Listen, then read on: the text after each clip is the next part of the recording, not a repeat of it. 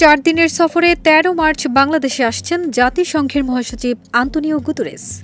তিনি রোহিঙ্গা ক্যাম্প পরিদর্শনে যাবেন বলে জানিয়েছেন প্রধান উপদেষ্টার প্রেস সচিব শফিকুল আলম।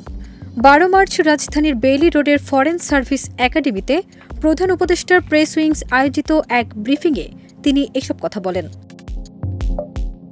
প্রেস ব্রিফিংয়ে উপস্থিত ছিলেন ডেপুটি প্রেস সচিব আবুল কালাম আজাদ মজুমদার, সিনিয়র সহকারী প্রেস সচিব ফয়েজ আহমদ ও সহকারী প্রেস সচিব সুচিস্মিতা তিথি। প্রেস সচিব বলেন, রোহিঙ্গাদের জন্য খাদ্য সহায়তা কমে গেছে। জাতিসংঘ মহাসচিবের সফরে রোহিঙ্গা সমস্যা বিশ্ব নেতাদের নজরে আসবে বলে আশা প্রকাশ করি। প্রেস উইং জানিয়েছে, আগামীকাল জাতিসংঘ মহাসচিব আন্তোনিও গুতেরেস 4 দিনের সফরে আসছেন।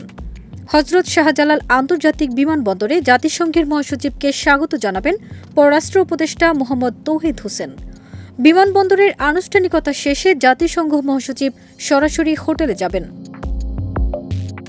পরদিন সকালে মহাসচিবের অবস্থানরত হোটেলে তার সঙ্গে প্রথমে পররাষ্ট্র উপদেষ্টা এবং প্রধান উপদেষ্টার রোহিঙ্গা সমস্যা ও অগ্রাধিকারপ্রাপ্ত বিষয়াবলী সংক্রান্ত বিশেষ প্রতিনিধি খলিলুর রহমান সৌজন্য সাক্ষাৎ করবেন। এরপর প্রধান উপদেষ্টা অধ্যাপক ইউনূসের সঙ্গে তার দপ্তরে বৈঠক করবেন জাতিসংঘ মহাসচিব। বৈঠক শেষে একটি ফ্লাইটে কক্সবাজারে যাবেন তারা। সেখান থেকে তারা রোহিঙ্গা শরণার্থী শিবির পরিদর্শনে যাবেন। ফারজানা নিকিতা, দেশ রূপান্তর।